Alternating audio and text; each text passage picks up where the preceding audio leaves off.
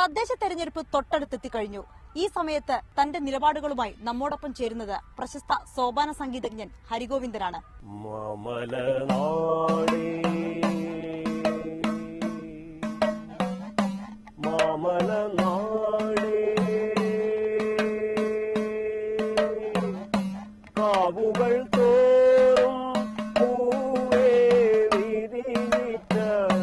ഒരു രാഷ്ട്രത്തിലെ ജനങ്ങൾ നിലനിൽക്കുന്ന ഒരു ഭരണ സംവിധാനത്തിൽ അസംതൃപ്തരാകുമ്പോഴാണ് അവർ മറ്റൊരു ഭരണ സംവിധാനത്തിന് വേണ്ടി ആഗ്രഹിക്കുക.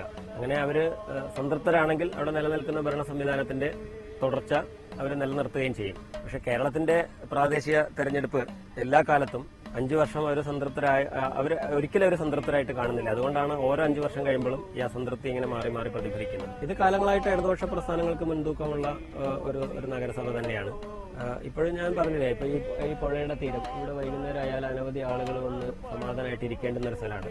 അപ്പൊ അത്തരത്തിൽ നെഗറ്റീവായിട്ടുള്ള എല്ലാ വിഷയങ്ങളിൽ നിന്നും മാറിയിരിക്കാൻ ഏറ്റവും മനോഹരമായി ഉപയോഗപ്പെടുത്താവുന്ന ഒരു തീരമാണ് ഈ ഭാരതപ്പുഴ തീരം.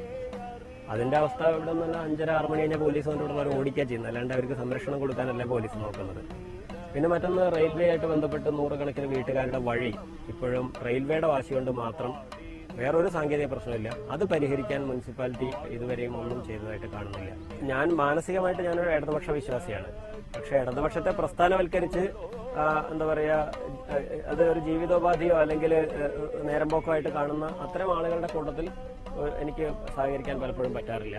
ഞാൻ കോളേജില് 10-12 വർഷങ്ങളായിട്ട് വിജയിച്ചു വന്നിരുന്ന ഒരു രാഷ്ട്രീയ പാർട്ടിയുടെ വിദ്യാർത്ഥി സംഘടനയ്ക്ക് എതിരായിട്ട് മത്സരിച്ചിട്ട് 12 വർഷം അവർ ഇരുന്ന സിറ്റിംഗ് സീറ്റിൽ ഞാൻ ജയിച്ചിട്ട് വന്നിട്ടുണ്ട്. അന്ന് കോളേജ് പഠിക്കുന്ന സമയത്ത് ഭയങ്കര പ്രശ്നമൊക്കെ ആയിട്ടുണ്ട്. ജനാധിപത്യ പ്രക്രിയയിൽ നമ്മൾ പിന്മാറുമ്പോൾ അതിൽ ശക്തമായി പങ്കെടുക്കുന്നവർ നമ്മൾ ആഗ്രഹിക്കുന്ന സ്വപ്നങ്ങളില്ലാത്ത ആളുകളാണെങ്കിൽ ആ പിന്മാറ്റവും അപകടം ചെയ്യും. അതുകൊണ്ട് ബദലിന് വേണ്ടി ശ്രമിക്കുക തന്നെയാണ് വേണ്ടത്. ബദലിന് വേണ്ടി നിരന്തരം പ്രവർത്തിക്കുകയാണ് വേണ്ടത്. അല്ലാണ്ട് ഇവിടെ ഒരു മുഴുവൻ മോശം എന്ന് പറഞ്ഞ് കുറ്റം പറഞ്ഞിരിക്കാൻ ഒന്നും ചെയ്യാത്തവനോ ഒന്നും ചെയ്യാത്തവൾക്ക് ഒരു അവകാശമില്ല.